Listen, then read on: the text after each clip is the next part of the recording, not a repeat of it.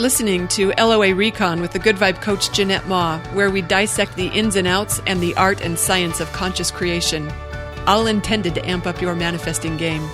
Let's have some fun together.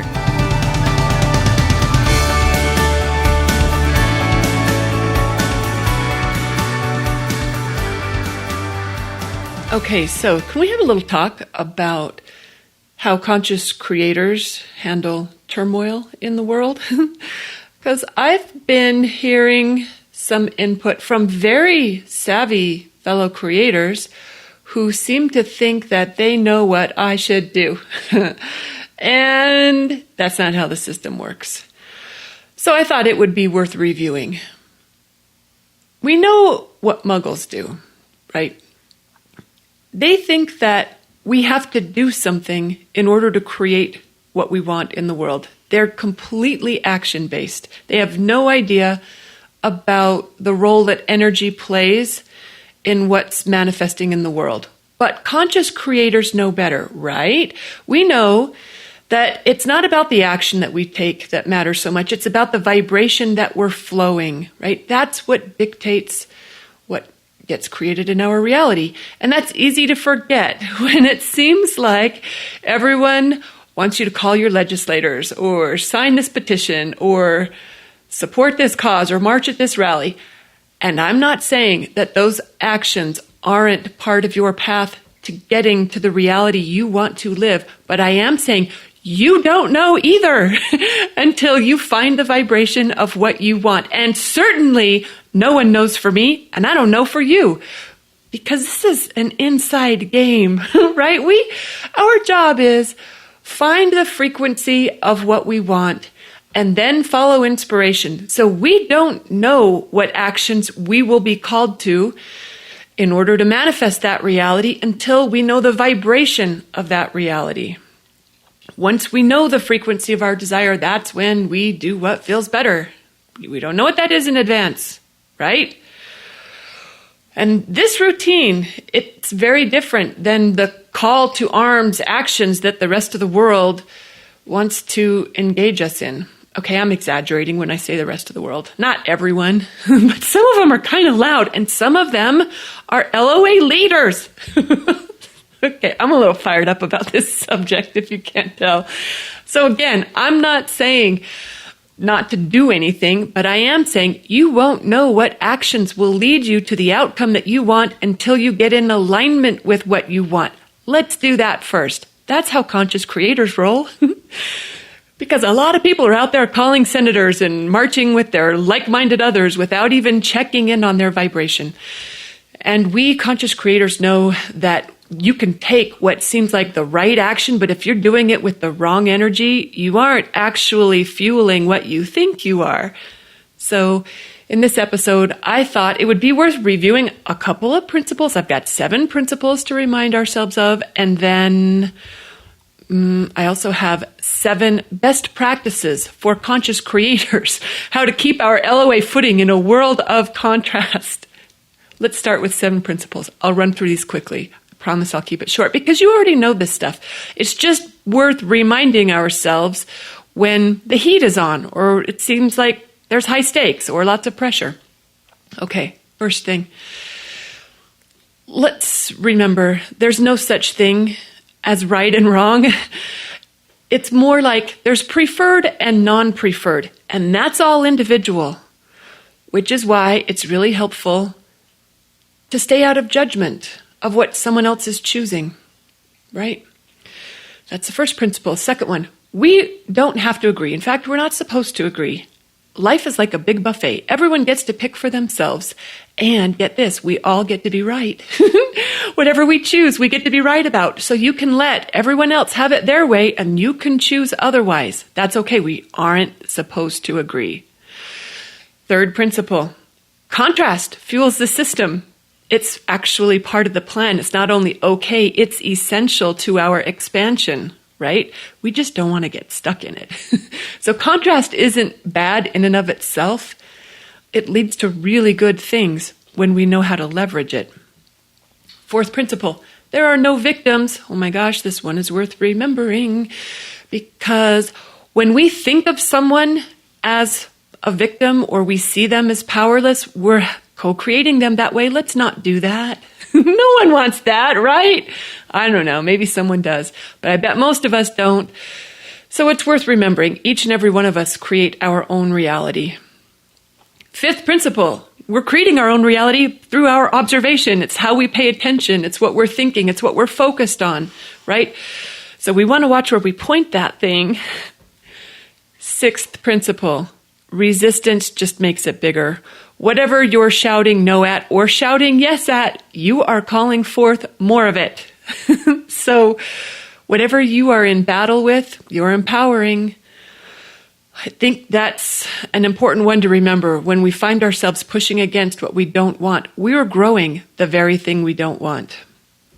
Seventh principle for this podcast is inspired action is so much more powerful than any of the muggle hows that a person might engage. And remember, we don't know how, we don't know the action steps we'll be called to until we get aligned.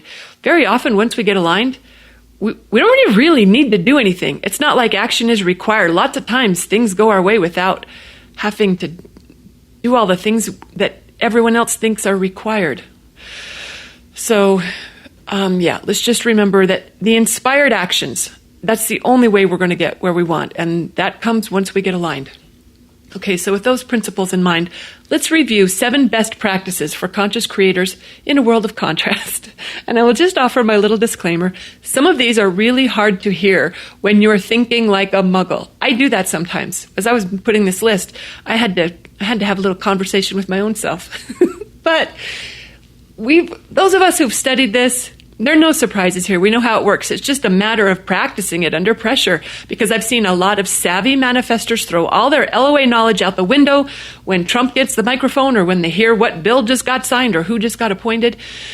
So let's review a handful of best practices for those of us who roll this way. Again, this list is not for everyone. Anyone who sees the world as you got to go out and make it happen your own self, this is not for you. But for those of us who understand the role of energy in the world that we're creating and our focus, let's remember these things. To mind our own vibrational business. Let's start there. Let's not mind their business. Mind your own business. In fact, mind your vibrational business. When you see someone else who's choosing outrage or violence or prejudice or fear or discrimination or whatever you might think of as wrong, it's okay to let them have what they're having, right? They get to choose for themselves. Remember what you want. And you want to create a touchstone or some sort of foothold in that, right? So you don't get shaken off of it when someone else is choosing different. So remember how it is for you. Don't worry about them. We each get to choose for ourselves. My kindergarten teacher used to say, Shane, worry about Shane. Jeanette, worry about Jeanette. The others aren't going to ruin our party unless we spend too much time paying attention to their game, right? You do you. Let them have it their way. It's all okay. You're not the justice police. And everyone doesn't want to do the world the same way you do. Their choices are equally valid. They may not be making them consciously. That's okay too. And contrast, it's a valid choice for us, even when we are conscious about it. Remember, contrast is part of the system. Expansion doesn't happen without it. So their choices won't mess you up unless that's where you focus. So that's the first best practice I wanted to offer. Let's mind our own vibrational business. Second best practice, let's pay attention to how we feel, knowing that that's what matters above all else. Because we know it isn't what we do, it's what we vibrate that makes the difference, right? And what we're feeling is just a result of what we're thinking or how we're focusing. So whatever it is that you want to feed or to feel, like if it's peace or love or equality or progress, make sure that's what you're flowing, right? You cannot fight your way into those things. When you battle, all you do is empower more battle. We cannot fight our way into love or peace. We have to be love or peace in order to get love or peace.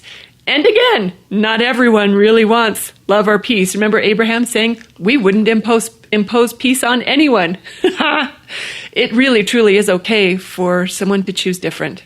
It won't affect you if you don't let it. And kind of along these same lines, let's make sure that we've really got the right end of that stick. You know how Abraham says every subject is two subjects. Every topic has two ends. So if you're going to engage something that feels important to be a part of, make sure you're engaging it with the desired result in mind, not pushing against what you don't want or the reality that you think it is, right? Make sure you've got the end of the stick that actually works for you. It's easy to think that you're fueling what you want when you aren't really. And the reason it's easy to be mistaken there because it feels better to fight back rather than to feel powerless.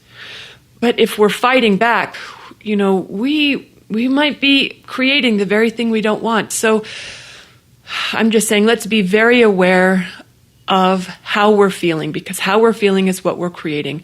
And for those of you who are super highly trained to believe that your action matters more than your vibration, then take action if that's what you have to do to feel better. Just make sure that you're paying attention to how that action feels and that you're consistently reaching for what feels better. Because fighting, it might feel like relief for a minute. It might feel better for a minute. But let's continue the journey up the scale to things that feel even better. Because if you think you're going to end the battle by engaging the battle, you're going to want to remind yourself how this whole energy, like attracts like thing works. I know you guys know this. Okay, third best practice. It's okay to not know what's going on. Maybe consider practicing a little ignorance. That might be our best ticket through this whole game, right? It's not helpful for more of us to know the things that we don't want. So if someone doesn't know, maybe don't tell them, or don't feel compelled to be informed yourself of the things you don't want to be informed about.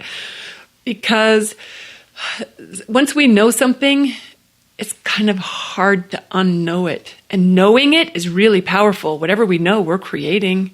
So if you're not going to engage in the contrast that a lot of others are, instead you're immersing yourself in kitten pictures and goat videos, please celebrate that about yourself. Don't second guess it. Don't feel guilty or feel like you have to apologize for it. Holding the good vibration, that's work that the entire planet benefits from. So don't let anyone make you feel less than or uncaring or ignorant or lacking in compassion if that's how you roll. It's okay not to know about the stuff you don't want. A lot of folks will tell us that ignorance is dangerous. Conscious creators know that we manifest what we know. So let's just be really deliberate about what we take in. There is a way to know what's going on without being sucked in by it, but it can be tricky. Sometimes it's just better not to know. It's why Abraham suggests all the time, turn off the news. All right, fourth best practice. When you are in the midst of contrast, actually, you know what? This practice applies no matter what we're in the midst of. That's to do what feels better.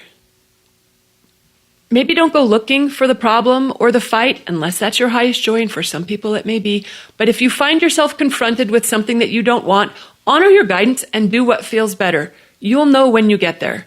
And if you're not there and it's not something that you want, don't go looking for it, because your looking for it will create it, right? Your attention to it manifests it. So if it's not in your face, don't call it forth by focusing on it in every conversation. And if it is in your face, just do what feels better.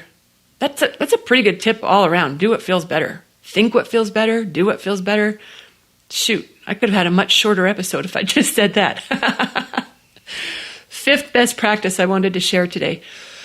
Consider a vibration detox. All right, I think I did another episode on this recently, so if you don't know what I mean by vibration detox, maybe go look that one up. But because there is a lot of other energy flowing out there that you may or may not want to be part of, if you find yourself immersed in it for too long, sometimes that stuff becomes a habit, especially when it seems like so many others are engaging it. Like, mass consciousness focused in this way, you're going to have to be pretty deliberate not to go there your own self. And if you have been, and you're finding it difficult to choose other feelings that you prefer, like love or peace or appreciation or satisfaction or whatever, if it's hard, if you find it challenging to go where you want to go vibrationally, it may be a sign that it's time for an official detox of the negative energies that many of us have been immersed in, not by choice, right? So yeah, I've got an episode on how to do a vibration detox if you want to check that one out. And I just want to say again, anger will feel better when you've been feeling powerless or guilty. Anger is a vibrational improvement to that, but that's not where most of us would really want to live our whole lives, right? We want to continue the emotional evolution to something that feels even better than that, and then something that feels even better than that. It's just when we get stuck in a particular vibrational neighborhood that we might develop a physiological habit of it. Like literally, it's our cells calling for that particular chemical cocktail that's associated with that emotion. And when we're in that situation, it makes it harder for us to choose otherwise. Just like anytime you've got any sort of an addiction going on, you don't feel as free to choose something else. So sometimes the detox is the way to go. All right. 6th, best practice for conscious creators in a time of contrast. I like this one. It's to remember how Source sees it, or how your inner being sees it. Remember Abraham's teaching that if you're thinking a thought that doesn't feel good, it means that your inner being doesn't see it that way. The part of you that knows the truth that's connected to Source, it sees it differently.